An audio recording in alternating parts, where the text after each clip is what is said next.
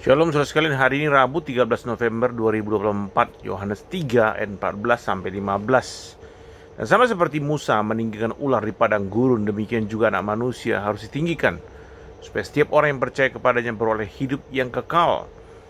Saudara, dalam menjelaskan kepada Nikodemus yang bingung, saudara ya, tentang lahir baru, Tuhan Yesus memberikan ilustrasi dari perjanjian lama yang dipahami dengan baik oleh Nikodemus dalam ayat 14-15 di atas. Pikiran Nikodemus dibawa ribuan tahun ke belakang kepada Musa, saudara, dalam kehidupan Israel yang memberontak kepada Tuhan. Bilangan 21 ayat 4-9. Saya akan bacakan, saudara. Setelah mereka berangkat dari Gunung Hor, berjalan ke arah Laut Teberau untuk mengelilingi tanah Edom, maka bangsa itu tidak dapat lagi menahan hati di tengah jalan. Lalu mereka berkata-kata melawan Allah dan Musa, "Mengapa kamu memimpin kami keluar dari Mesir, supaya kami mati di padang gurun ini? Sebab di sini tidak ada roti dan tidak ada air, dan akan makanan hambar ini kami telah muak." Saudara, perhatikan jahatnya hati bangsa Israel. Alkitab mengatakan bahwa roti mana itu adalah Yesus sendiri. Artinya bangsa itu mengatakan kami muak dengan Yesus, saudara. Itulah makna rohaninya, saudara. Jadi kita bisa membayangkan jahatnya mereka yang mengakibatkan Tuhan itu murka besar kepada mereka. Apa yang Tuhan lakukan? Ayat 6. Lalu Tuhan menyuruh ular-ular tedung ke antara bangsa itu yang memagut mereka sehingga banyak dari antara orang Israel mati. Nah, ini mendatangkan horor atau ketakutan yang luar biasa kepada bangsa itu. Kemudian datanglah bangsa itu mendapatkan Musa dan berkata, "Kami telah berdosa sebab kami berkata-kata melawan Tuhan dan engkau. Berdoalah kepada Tuhan supaya dijauhkannya ular-ular itu daripada kami." Lalu Musa berdoa dan untuk bangsa itu. Saudara, maka berfirmanlah Tuhan kepada Musa, "Buatlah ular tedung dan taruhlah itu pada sebuah tiang, maka setiap orang yang terpagut, jika ia melihatnya, akan tetap hidup." Lalu Musa membuat ular tembaga dan menaruhnya pada sebuah tiang, maka jika seseorang dipagut ular dan ia memandang kepada ular itu, tetaplah ia hidup.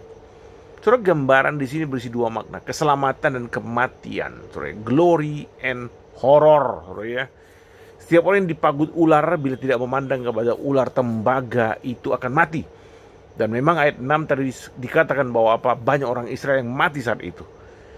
Saudara, yang dikerjakan oleh Allah melalui Musa saat itu adalah menunjuk kepada Yesus.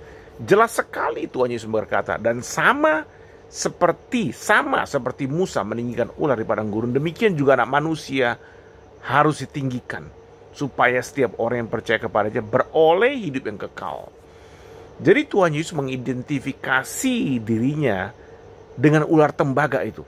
Nah, mari kita lihat detailnya, sangat mengagumkan, saudara ya. Ular-ular yang Tuhan perintahkan untuk memagut orang Israel itu adalah lambang dosa. Dosa mematikan.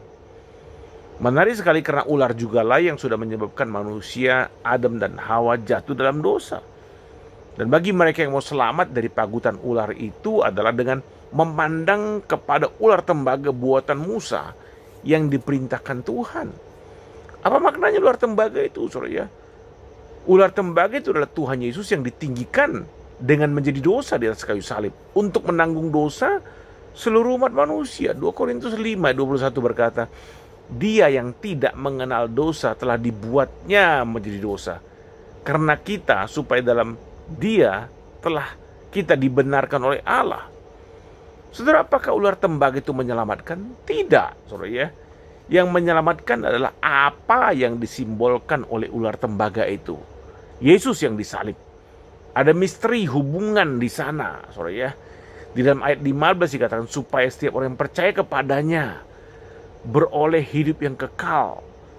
Ya, saudara, dengan melihat ular tembaga yang dibuat oleh Musa, maka orang Israel yang sudah dipagut ular tidak jadi mati, tapi hidup. Maka dengan melihat kepada Yesus, kita yang telah dipagut dosa tidak jadi mati, tapi beroleh hidup yang kekal. Amin, saudara.